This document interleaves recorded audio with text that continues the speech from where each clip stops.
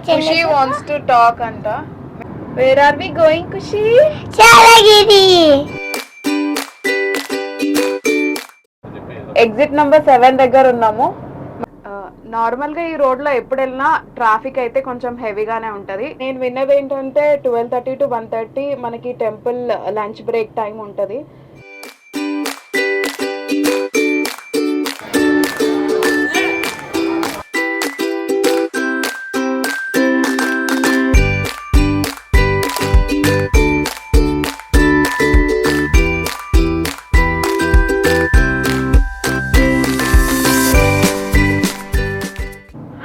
నమస్తే, welcome back to my channel.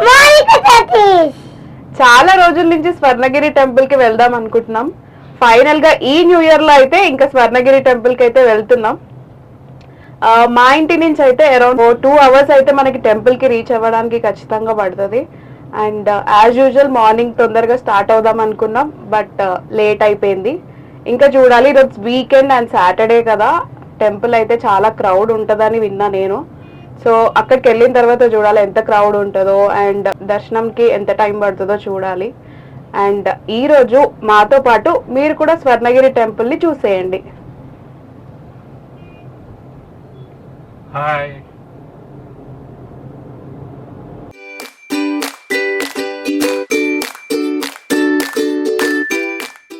ఇప్పుడు మనం ఇక్కడ రింగ్ రోడ్ ఎక్కుతున్నాం. ఇక్కడ నుంచి ఒక 1 hour లో స్వర్ణగిరి టెంపుల్కి రీచ్ అయిపోతాం. రింగ్ రోడ్ ఎక్కాక ఇక్కడ టోల్ గేట్ దగ్గరకు వచ్చేసినాం. ఇప్పుడైతే మనం రింగ్ రోడ్ మీకు అయితే వచ్చేసినాం. ఇక్కడ నుంచి మనం చూసుకుంటే ఒక్క 1 hour చూపిస్తుంది మాకు. ఈ 1 hour లో మనం స్వర్ణగిరి టెంపుల్ అయితే రీచ్ అవుతాము. ఈ నుంచి మనం గట్కేసర్ దిగేసి అక్కడి నుంచి మనం ఇంకా దగ్గర అయిపోతుంది. కానీ ట్రాఫిక్ ఎంత ఉందో ఎలా ఉంటుందో అనేది అయితే ఒక టెన్షన్ అయితే ఉంటుంది. చూడాలి, సాటర్డే సండే కాబట్టి. Let's see. ఎగ్జిట్ నెంబర్ 7 దగ్గర ఉన్నాము. మనం ఎగ్జిట్ నెంబర్ 9 దగ్గర దిగాలి. ఇంకా మధ్యలో ఒక 2 ఎగ్జిట్స్ ఉన్నాయి.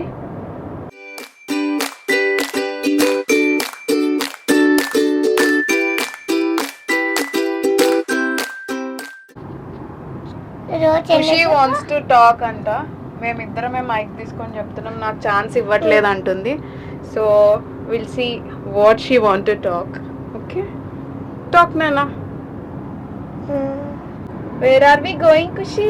Chalagiri. Are you excited? Yes. స్వర్ణగిరిలో ఏ జేజ ఉంటాడు? కృష్ణమూర్తి. మనం దిగాల్సిన టోల్ గేట్ అయితే వచ్చేసింది. ఎగ్జిట్ నెంబర్ 9 వారంగల్ రోడ్లో మనం దిగితే అక్కడ మనకి గట్కేసర్ రీచ్ అయిపోతాం. అక్కడ నుంచి మనకి ఇప్పుడైతే ప్రజెంట్ 1/2 hour చూపిస్తుంది ఇక్కడ నుంచి.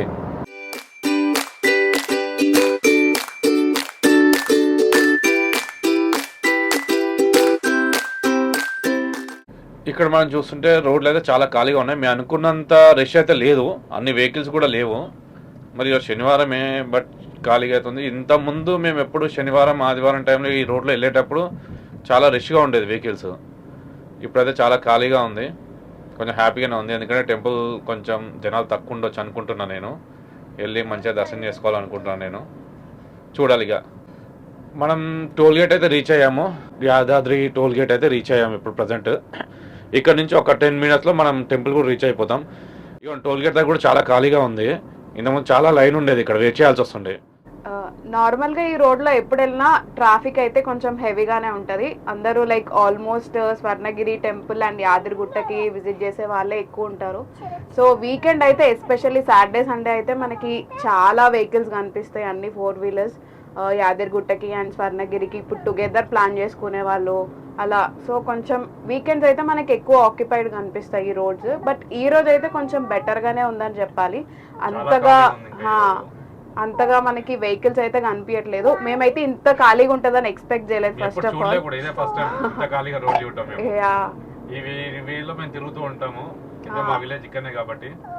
ఈ వేలో మేము ఎక్కువ వస్తూ ఉంటాం, బట్ ట్రాఫిక్ అయితే ఎప్పుడు వీకెండ్స్లో అయితే ఫుల్ హెవీగా ఉంటుంది. ఒక్కొక్కసారి 1 hour డిలే అయిపోతుంది మేము రీచ్ అవ్వడానికి కూడా.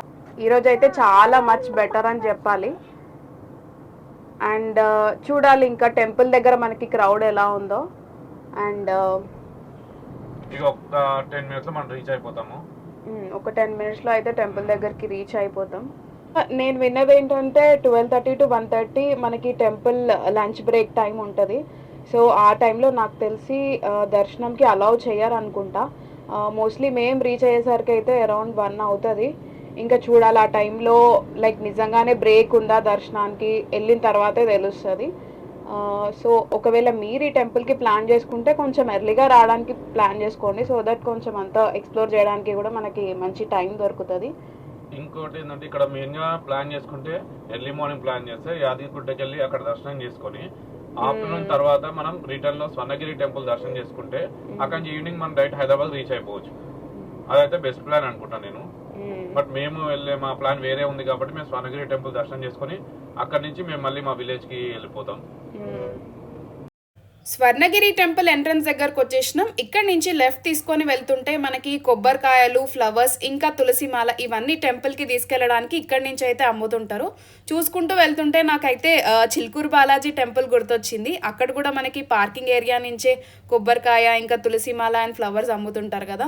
సో నాకు చిల్కూరు అయితే గుర్తొచ్చింది ఇది చూసుకుంటూ వెళ్తుంటే.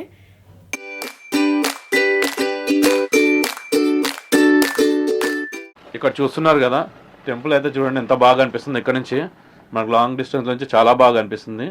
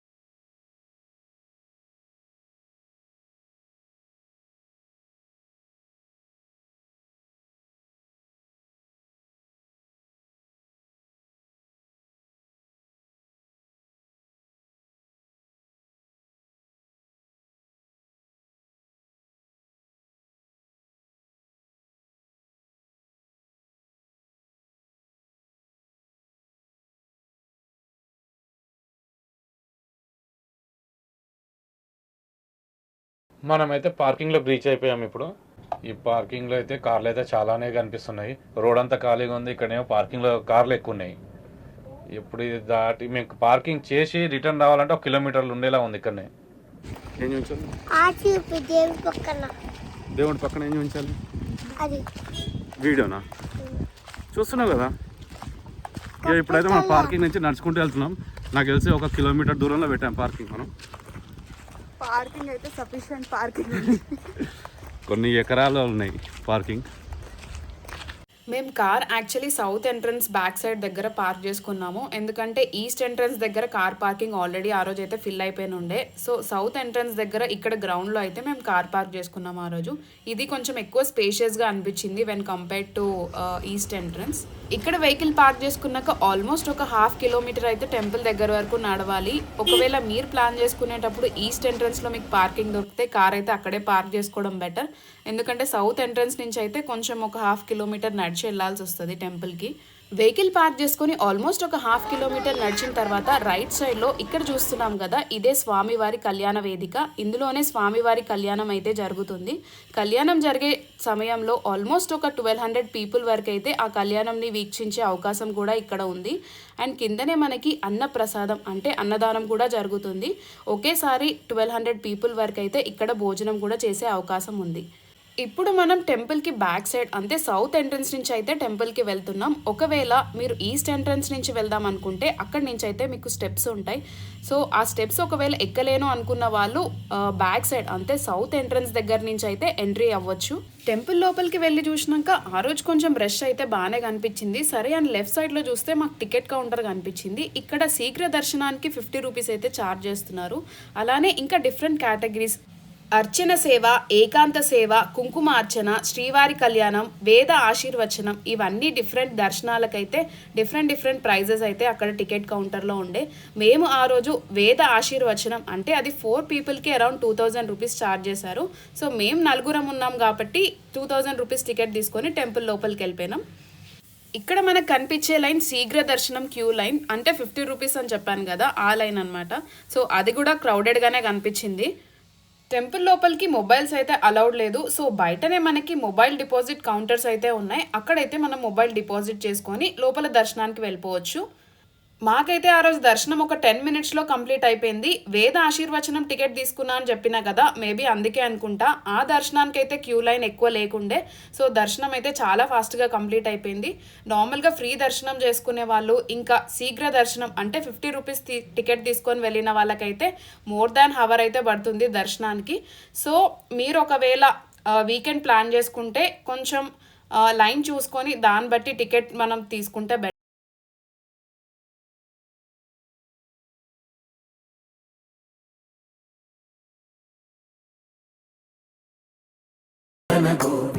ఇక్కడ నుంచి రైట్ సైడ్ కొంచెం కిందికి వెళ్తే మనకి కోనేరు కనిపిస్తుంది. అలానే మనం విష్ణుమూర్తి విగ్రహాన్ని అంటే కోనేరులో ఉన్న విష్ణుమూర్తి విగ్రహాన్ని కూడా మనం వీక్షించవచ్చు.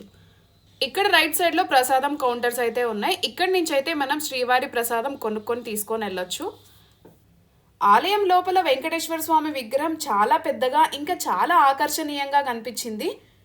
స్వర్ణగిరి దేవాలయం తెలంగాణలో ఉన్న అతిపెద్ద ఆలయం. ఇంకా ఈ ఆలయాన్ని యాదాద్రి తిరుమలగా పిలుస్తున్నారు. ఈ ఆలయం నిర్మించడానికి మొత్తం 7 years పట్టిందంట. ఆలయం చుట్టూ తిరుగుతుంటే అయితే చాలా ప్రశాంతమైన వాతావరణం కనిపించింది. వెంకటేశ్వర స్వామి దర్శనం అయిన తర్వాత మనం ఇప్పుడు కింద ఉన్న కోనేరు చూసేద్దాం.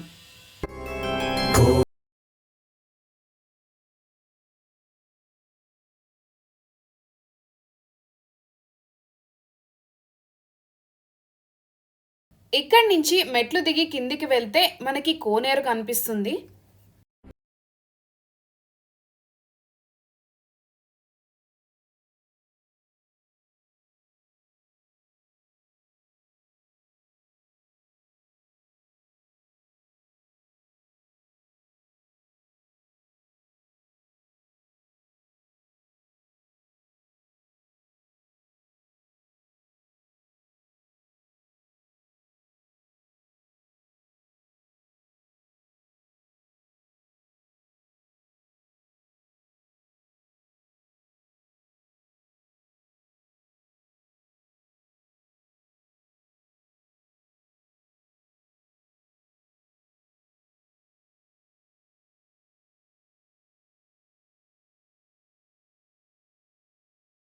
ఇక్కడ కోనేరు మధ్యలో విష్ణుమూర్తి విగ్రహం చూడడానికి చాలా అందంగా కనిపించింది. ఏదో ఒక కొత్త ప్రదేశానికి వచ్చినట్టుగా అనిపించింది. చుట్టూ 4 ద్వారాలు, మధ్యలో కోనేరు, అందులో ఉన్న విష్ణుమూర్తి విగ్రహం చూడడానికైతే చాలా కనువిందుగా కనిపించింది. వెంకటేశ్వర స్వామి దర్శనం అయిన తర్వాత మొబైల్ డిపాజిట్ కౌంటర్ నుంచి మనం మొబైల్స్ తీసుకొని ఇక్కడైతే ఫొటోస్ అండ్ వీడియోస్ తీసుకోవచ్చు. ఇక్కడ కోనేరు దగ్గర మనకి ఫోటోగ్రఫీ అండ్ వీడియోగ్రఫీ రిస్ట్రిక్షన్ అయితే ఏం లేదు. హరి గోవింద గోకుల నందన గోవింద గోవింద గిరి గోవింద శ్రీ వెంకటేశ గోవింద. కింద కోనేరు చూసినాక పైనుంచి కూడా ఒకసారి మొత్తం వ్యూ ఎక్స్పీరియన్స్ చేద్దామని ఫస్ట్ ఫ్లోర్ నుంచి కూడా ఒకసారి వ్యూ చూసినాం. వ్యూ అయితే మస్త్ అనిపించింది.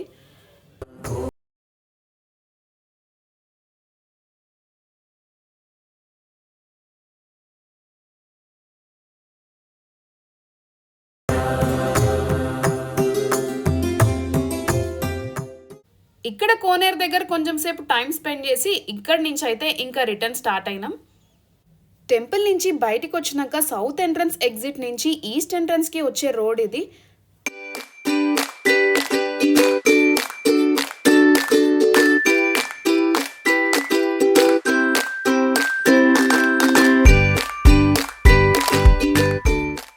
టెంపుల్ ఏరియా అయితే చాలా పెద్దది. ఇంకా అక్కడక్కడ టెంపుల్ సరౌండింగ్స్లో ఇంకా కొంచెం కన్స్ట్రక్షన్ వర్క్ అయితే జరుగుతుంది.